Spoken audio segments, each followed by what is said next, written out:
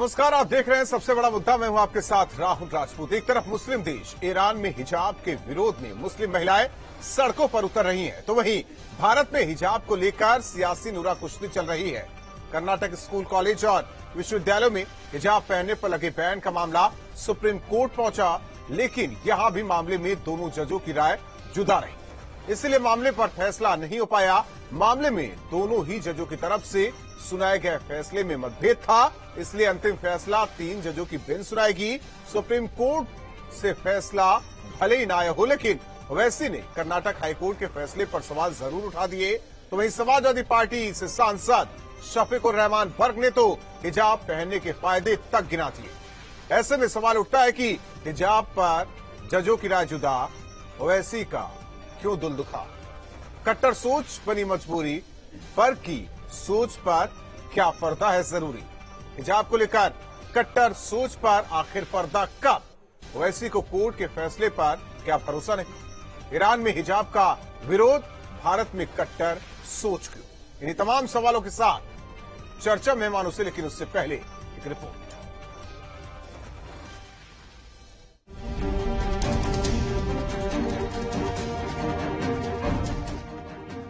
अगर आप समाज में हो रहे बदलाव को करीब से देख रहे हो और पर्दे को लेकर चल रहे बहस मुबाहिसे से वाकिफ हो, तो अपनी जानकारी में इजाफा कर लीजिए।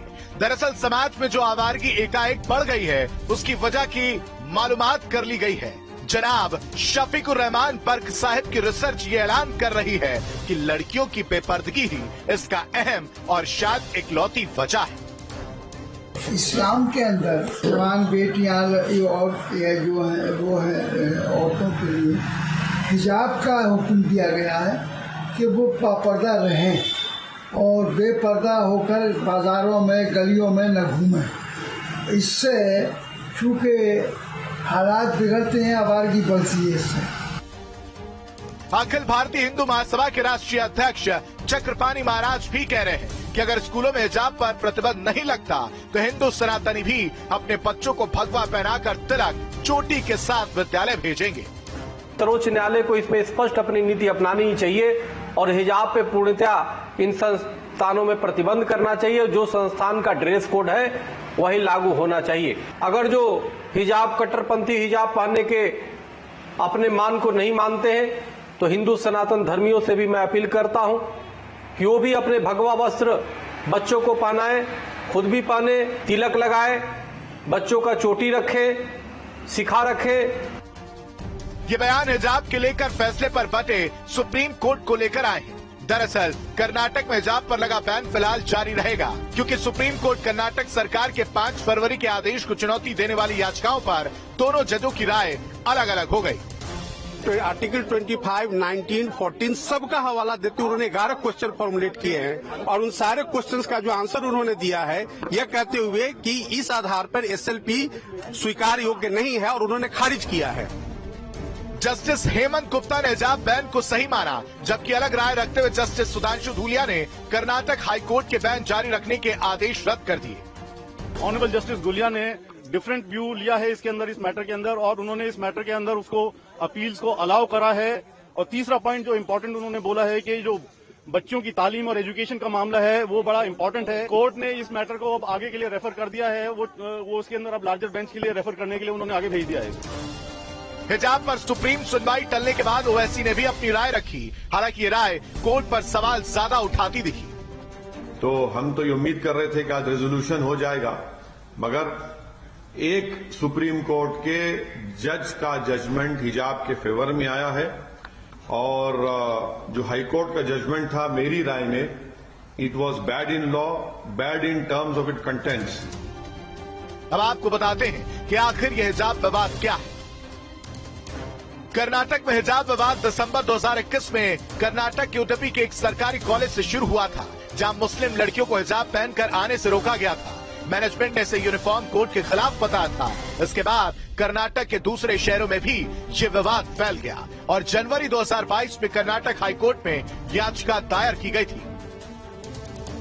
एक तरफ ईरान जैसे मुस्लिम देश में हिजाब को लेकर महिलाएं विरोध की आवाज बुलंद कर रही हैं, तो वहीं भारत में बर्क जैसे नेता महिलाओं को आज भी पर्दे में रखना चाहते हैं। Team news state.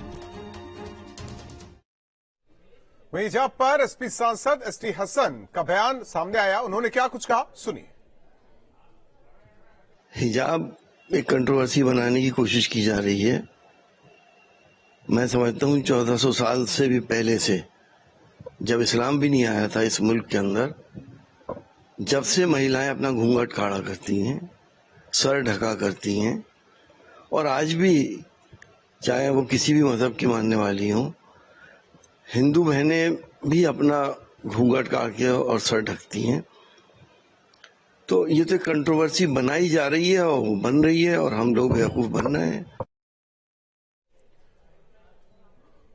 Mohammad Farhan जी, प्रवक्ता AIMIM, कौसर हसन मजीदी जी, खानका एसोसिएशन, नूर अहमद अजहरी जी, मुस्लिम धर्मगुरु हरिश्चंद्र श्रीवास्तव जी, प्रवक्ता BJP, आप सभी मेहमानों का स्वागत है। नूर अहमद अजहरी जी, बर्क साहब का बयान की जब से हिजाब जैसी चीजें लड़कियां नहीं वो करती तो आवारगी बढ़ती है, वो बढ़ रही है। तमाम चीजें हैं, सर्टिफिकेट लेकर लोग बैठे हुए हैं। मामला कोर्ट से तय होना है, लेकिन कोर्ट के फैसले पर भी सवाल उठाया जा रहा है। क्या ये जायज है मजहब के नाम पर सवाल उठाना? आखिर उन पर क्यों नहीं छोड़ देना चाहिए जो इसे लेकर लड़ाई लड़ रहे हैं? आखिर एक स्कूल कॉलेज में भी यूनिफॉर्म कोड होता है, क्या उससे भी किसी धर्म मजहब से जोड़ दिया जाना ये सही है? देखिए, ये तो आपको बताने की जरूरत नहीं है भाई कि जोड़ कौन रहा है। बर्क साहब ने कहा है, ये बर्क साहब के किसी प्रवक्ता से जवाब लें। बर्क साहब की बात अपनी जगह है, लेकिन आप ये बात सुने कि जो अभी आपने कहा, मैं इसके लिए तो तैयार हूं कि अगर स्कूल में जैसे मुस्लिम मदरसों में, मुस्लिम स्कूलों में जो संचालक होते हैं वो अपनी चॉइस के हिसाब से ड्रेस तय करते हैं, अपना पसंदीदा ड्रेस होता है, और वो उस ड्रेस के आधार पर बच्चे वहां आते हैं, पढ़ने आते हैं, कोई एतराज नहीं है। ऐसे ही हिंदी स्कूलों में जो ये दूसरे समाज के लोग चलाते हैं, इस पर भी हमें एतराज नहीं है। लेकिन स्कूल की बाउंड्री के बाहर, स्कूल के आंगन में, अगर स्कूल के सहन में अगर बच्ची पर्दे में है तो एतराज क्यों है? उन्होंने जो बर्क साहब ने कहा है, बर्क साहब ने ये बात बिल्कुल गलत नहीं कही है, क्योंकि आवारगी को बढ़ाया ही गया इन चीजों से। आप देखिए यूरोप को, आप देखिए अमेरिका को, देखिए अमेरिका यूरोप में खुली छूट है। हिंदुस्तान से ज्यादा वहां जिना बिलजबर होते हैं, बलात्कार होते हैं। हिंदुस्तान से ज्यादा। क्या आपको नहीं मालूम? इसके जिम्मेदार कौन हुए? इसके जिम्मेदार वो पुरुष जो ऐसी मानसिकता रखते हैं। जिम्मेदार वो लड़कियां नहीं, जिम्मेदार वो लड़कियां नहीं। या तो आप वकालत ऐसे पुरुषों की कर रहे हैं जिनकी मानसिकता में ही खोट है। बिल्कुल नहीं, बिल्कुल हमारे यहाँ ये तो, अगर कोई लड़की है तो क्या उसे तोप ढाक के रखा जाना चाहिए? बिल्कुल नहीं, पर्दे में रहने का हुक्म है, कुरान और हदीस से साबित है। पर्दे का मतलब क्या है सर, हमें समझा दीजिए। पर्दे का मतलब क्या है? पर्दे का मतलब केवल हिजाब ही है? नहीं, बिल्कुल नहीं। जिस तरह से बुर्का और बहुत सारी चीजें पर्दे का तरीका है, ऐसा ही नहीं कहा है इस्लाम ने। इस्लाम ने कहा है कि अपने आप को बच्चियों से, लड़कियों से कहा है। ये सूरह नूर में 18वें सिपारा में अल्लाह ने खुद फरमाया, पहले मर्दों से कहा है कि तुम अपनी निगाहें नीची रखो और अपनी शर्मगाहों की सही हो जाए। वही तो कह रहे हैं, पहले मर्द तो सही हो जाए। वो मॉनिटर बने हुए हैं जिनका लेना देना नहीं। पहले मर्द तो अपनी सोच बदले, फिर लड़कियों की बात करें। ऐसे लोग सर्टिफिकेट दे रहे हैं, ये समझ से परे है। कौसर हसन साहब, जब भी कुछ होता है इस्लाम में ये है, जब भी कुछ होता है इस्लाम में ये है। अरे छोड़ दीजिए ना, कोर्ट पर भी कुछ तय कर लेंगे। देखिए, यहाँ पर मुझे सबसे बड़ी आपत्ति है, ये आपत्ति आपको उठानी चाहिए थी। आज मुझे दो आपत्तियां हैं। सबसे पहली आपत्ति तो शफीकुर रहमान बर्क ने जिस तरीके का बयान दिया है, उससे महिलाओं का अपमान हुआ है। वो हमारी मुस्लिम बहनें जो हिजाब में नहीं रहती हैं और तमाम इदारों में काम करती हैं, आज उनका अपमान हुआ है। और इसको तमाम न्यायालयों को और कानून को स्वतः संज्ञान लेते हुए शफीकुर रहमान बर्क के खिलाफ मुकदमा कायम करना चाहिए। और एक श्रीमान जी जो अभी बैठ करके समर्थन कर रहे थे, इन्होंने भी लगभग वही बात की है, इनके ऊपर भी सख्त कानूनी कार्रवाई होनी चाहिए। देखिए, अभिव्यक्ति की स्वतंत्रता के नाम पर आप किसी को भी कुछ बोल दें, ये कतई बर्दाश्त नहीं किया जाएगा। जब एक ड्रेस कोड तय है, किसी भी जगह पर तय हो, अलीगढ़ मुस्लिम विश्वविद्यालय में एक ड्रेस कोड तय है कि वहां पर छात्र शेरवानी पहनते हैं, तो उस पर आज तक किसी को ऑब्जेक्शन नहीं हुआ, चाहे हिंदू हो चाहे मुसलमान हो, सारे लोग वहां पर शेरवानी पहनते हैं। तो किसी एजुकेशन सेंटर ने अगर अपना ड्रेस कोड तय कर रखा है तो उस पर हाय तौबा मचाने की जरूरत क्या है। और रही बात जब इस्लाम की दुहाई दी जाती है, तो इस्लाम तो साफ साफ ये कह रहा है कि ऐ मर्दों तुम अपनी निगाहों को नीचे रखो, और उसके बाद औरतों को हुक्म दिया जा रहा है कि तुम पर्दा डाले रहो। तो मतलब आदमी तो छुट्टा साल की तरह घूमता रहे और औरत के ऊपर सारी पाबंदी लगा दी जाए। ये लोग जो आवारगी की बात कर रहे हैं, जो महिलाओं को आवारगी की बात बता रहे हैं, इनको अपने गिरेबानों में झांक करके देखना चाहिए कि इनके मदरसों में किस तरीके से महिलाओं का और बच्चियों का शोषण किया जा रहा है। अभी 11 साल की एक बच्ची के साथ आगरा के मदरसे में शोषण किया गया। उसकी बात नहीं करेंगे। मिस्टर नूर अजहरी खामोशी के साथ बैठ करके बात को सुनिए, आपको सुनने की क्षमता होनी चाहिए। तुम्हें इस्लाम के खिलाफ, मुसलमान के खिलाफ अगर तुम बोलते न होते तो तुम बुलाते ही नहीं। तुम जाहिल आदमी हो, तुम चले आते हो यहाँ पे, तमीज नहीं तुम्हें बात करने की। मदरसों में लेकर आ गए तुम मदरसों में लेकर आ गए, तुम मदरसों में लेकर आ गए, तुम मदरसों में लेकर आ गए। तुम आपका न्याय बता रहा है कि आप किस तरह के हैं। बिल्कुल न्याय, आप बहुत बड़े न्याय वाले हो। जिस लड़की को ग्राउंड में भगवादारियों ने दौड़ाया था वो याद नहीं है तुम्हें? शर्म नहीं आती तुम्हें? बच्चियों का शोषण हो रहा है। तुम जैसे कमजोर लोग करते हो शोषण, जाहिल आदमी हो तुम। हमारी वो बहनें वो शर्म नहीं आती बोलते हुए। जिस लड़की को कर्नाटका के कॉलेज में दौड़ाया गया था हिंदू भगवादारियों ने, तुमने ताकत हो, तुम्हारी माँ ने दूध पिलाया हो तो आओ ना सामने, कराओ ना। मैं तो तुम्हारी औकात क्या है? तुम सिर्फ हुकूमत की चापलूसी कर सकते हो, कुछ नहीं हो सकता। जरा शब्दों का चयन कीजिए, जरा शब्दों का चयन कीजिए। कुछ नहीं कर सकते। शब्दों का सही इस्तेमाल हो, संसदीय भाषा। तुम मदरसों में लाके नूर अहमद अजहरी साहब, नूर अहमद अजहरी साहब, मदरसों को निशाना बना लो। नूर अहमद अजहरी साहब, ये सूफी आदमी है, ये सूफी आदमी है, इनकी जबान इस तरीके की जो नेशनल चैनल पर बैठ करके इस तरीके की बात कर रहे हैं, जिनकी वो सूफी है, सूफियत के आदमी है, मरदूद आजम। ठीक है, आप भी तो वही सर्टिफिकेट दे रहे हैं उनको, जैसे दे दिया बर्क साहब ने लड़कियों को लेकर। आप भी तो बैठे हुए हैं। आप पूरी बात सुनने की क्षमता रखिए। आप तो एक तरफा जो बात एक बात सुनिए, नूर अहमद अजहरी साहब, नूर अहमद अजहरी साहब, देखिए और भी मेहमान हमारे साथ है। आपके साथ कुतर्क नहीं करने में बैठा हूं, मैं कुतर्क करने नहीं बैठा हूं। ठीक है, शर्मा ने क्या बोला? ठीक है, पहले आप पुरुषों की निगाहें तो सही करवा लीजिए। महिलाएं, संगीत सोम ने क्या बोला? आप फिर वहां जा रहे हैं, ये सूफी जी फिर वहीं जा रहे हैं। मोहम्मद फरहान जी, वैसे साहब सवाल उठाते हैं, कहते हैं कि न्यायालय तो सर्वोपरि है। वो जो कहते हैं वही सही। लेकिन जो बोलने की आजादी हमारे भारत में है, किसी को कुछ भी कहा जा सकता है। वैसे साहब भी वही कह रहे हैं, कुछ मुद्दों पर बचना जरूरी है जो समाज से जुड़ा हुआ है, लेकिन हर मुद्दे में सियासत क्यों?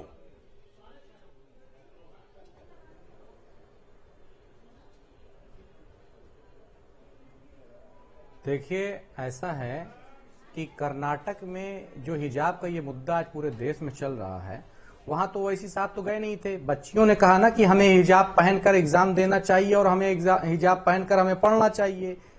तो आप ये बताइए कि आज की डेट में अलीगढ़ मुस्लिम यूनिवर्सिटी है, जामिया मिल्लिया है, तमाम ऐसे गवर्नमेंट की कितनी यूनिवर्सिटियां हैं, कितने डिग्री कॉलेज है, जहां पर आज की डेट में लोग हिजाब पहनकर, बुर्का पहन के लड़कियां एग्जाम दे रही हैं, पढ़ रही हैं, कोई हल्ला नहीं हो रहा है। मगर एक मुद्दा बनाना था आरएसएस को, बीजेपी को, वो बीजेपी अपना मुद्दा तैयार कर रही है, उस मुद्दे पर अपनी जमीन तैयार कर रही है। अब मैं दूसरी बात कहना चाहूंगा कि आप ये जान लीजिए कि आज तमाम यूनिवर्सिटियों के अंदर लड़के तिलक लगा के, चंदन लगा के, कलावा पहनकर जा रहे हैं। किसी को कोई आपत्ति नहीं, उनका क्या करना है भाई, आपकी जैसा वेशभूषा बना के आइए, कोई दिक्कत नहीं है। आप पढ़िए, लक्ष्य पढ़ाई है इस सबका।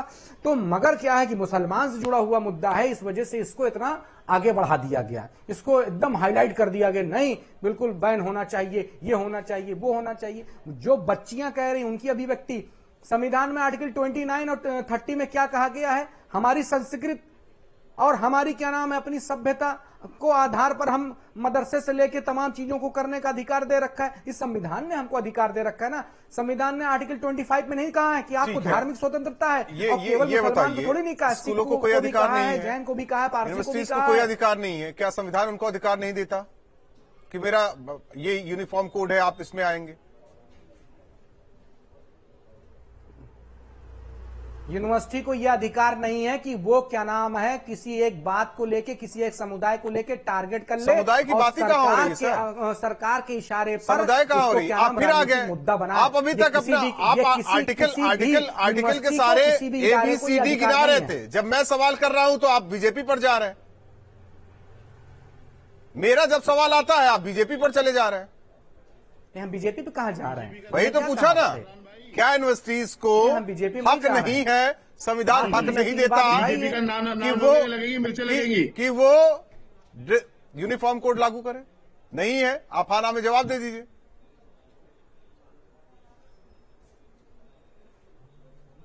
नहीं दे पाएंगे जवाब। हरीशचंद्र श्रीवास्तव जी क्या कह रहे हैं? हरीशचंद्र श्रीवास्तव जी, राजस्थान में होता कोई फर्क नहीं, छत्तीसगढ़ में होता कोई फर्क नहीं, देंगे क्यों नहीं जवाब? लेकिन कर्नाटक में है ये चैनल और ये आप लोगों ने तय किया है। एक मिनट शांत रहिए, शांत रहिए। ये आप लोगों ने तय किया है, ये मुद्दा मुस्लिमों को टारगेट किया जा रहा है। देखिए, वो अजहरी साहब हैं, हमने नहीं तय किया है।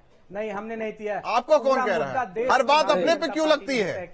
हर बात अपने पे क्यों लगती है? ये सवाल हरिश्चंद्र से है। पार्टी ने एक ही मुद्दा आप पे क्यों लगती है? हर बात आप अपने पर क्यों ले जाते हैं? क्वेश्चन उठाना है। आप अपने ऊपर क्यों ले जा रहे हैं बात? हरिश्चंद्र जी जवाब दे रहे हैं, सवाल उनसे है। नहीं, ईरान में भारतीय जनता पार्टी ने मुद्दा नहीं उठाया। ईरान भी इस्लामिक कंट्री है। ईरान में वहां के लोग उठा रहे हैं इसके खिलाफ, उसके विरोध वहां हो रहा है ईरान में। वहां आप क्या कहेंगे? वो इस्लाम विरोधी है।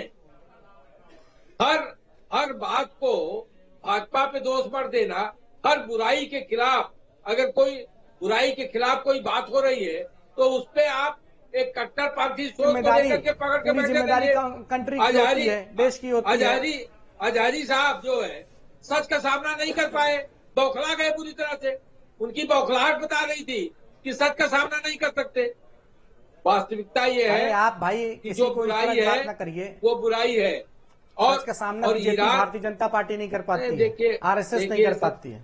नहीं, RSS और भारतीय जनता पार्टी हर सच का सामना, आप जब तक बोलते रहे कोई नहीं बोला, अब तो दूसरे को बोलने दीजिए। सच का सामना ईरान जैसे मुल्क में भी विरोध हो रहा है। अच्छा, अडवाणी जी को आज तक आप लोगों ने कभी क्यों फ्रंट पे नहीं लाया? जोशी जी को क्यों खत्म कर दिया? ईरान में शत्रुघ्न सिन्हा को क्यों खत्म कर दिया? आप बताइए, नितिन गडकरी जैसे लोग को पार्लियामेंट्री बोर्ड में आपने जगह नहीं दी, नए अग्निवीर बना दिया उनको। अरे उनका निर्णय आप नहीं करेंगे। आपने बताइए, नितिन गडकरी जिस पर बैठे हैं मोहम्मद फरहान जी, जरा शांत रहिए, अपने मुंह को बंद करके रखिए, जरा दूसरों को भी सुनिए। चिंता करने का आपको जरूरत नहीं है। गडकरी साहब हमारे सम्मानित नेता है और नेता रहेंगे, उसकी चिंता आपको करने की जरूरत नहीं है। नहीं, हम नहीं, आप करेगा, पार्टी करेगी। और दूसरी बात, हाँ, नेता तो ईरान में आपने सुपड़ा साफ कर दिया, नेता तो रहेंगे ही रहेंगे। नहीं, आप खत्म कर दिया भाई। हिजाब का विरोध कराने भारतीय जनता पार्टी ईरान में हिजाब का विरोध करा रही है। कंधार गई थी, कंधार ईरान में कंधार गई थी, कंधार। फरहान साहब, ये देखो, कंधार गई थी। फरहान साहब, मौलाना मसूद अजहर को लेके कंधार गई थी। आपकी कट्टरपंथी मोहम्मद फरहान साहब, मसूद अजहर को लेके कंधार गई थी। फरहान साहब, आपकी सोच है ना। मोहम्मद फरहान साहब, आप लोगों को कंधार गई थी, कंधार। मोहम्मद फरहान साहब अजहर को लेकर मोहम्मद फरहान साहब, आपकी संतानें, और प्लेन का नंबर था IC सोच कौन सी है? सोच का आपकी अरे प्रवेश वर्मा की सोच कौन सी है बताओ? कल में इसको खिलाफत करेंगी और संविधान देश संविधान और प्रवेश वर्मा पे डिबेट कराते हैं आप जरा। अरे जिस पर बैठे उसको पहले डिबेट तो कर लीजिए। जैसे आप एक्ट का सहारा हजारी साहब संविधान के ले रहे हैं, जिस पर बैठे वो तो बात पूरी होने दीजिए। ये तो हमें टारगेट करने के लिए बैठे हैं। उन्हीं एक्ट में और वैसी साहब कोर्ट को टारगेट कर रहे हैं, वैसी साहब कोर्ट को टारगेट कर रहे हैं। वर्ग साहब कहते हैं कि आवारगी बढ़ रही है। आवारगी क्या बढ़ रही है? जो लड़कियां हिजाब नहीं पहनती क्या उससे आवारगी बढ़ती है? आवारगी बढ़ती है। उन लड़कियों से पूछिए जिन्हें स्वतंत्रता है, जो आजादी के साथ रहना चाहती हैं, क्या उनकी वजह से आवारगी बढ़ रही है? किसी ने बौखलाहट है आपकी बौखलाहट ये है। पहले तो पर्दा आप लोग डालिए अपनी कट्टरता पर, अपनी दकियानूसी पर। इसे हिजाब पहनाइए, उसे हिजाब पहनाइए। अच्छा ये बताइए, जो और पूछ रहा हूँ आप कमजोर मानते हैं कि ईरान में वो कौन सा हिजाब है? हिजाब का विरोध मोहम्मद फरहान जी, आज ईरान में मोहम्मद फरहान जी विरोध हो रहा, अपने आप को सच्चा मुसलमान मानते हैं?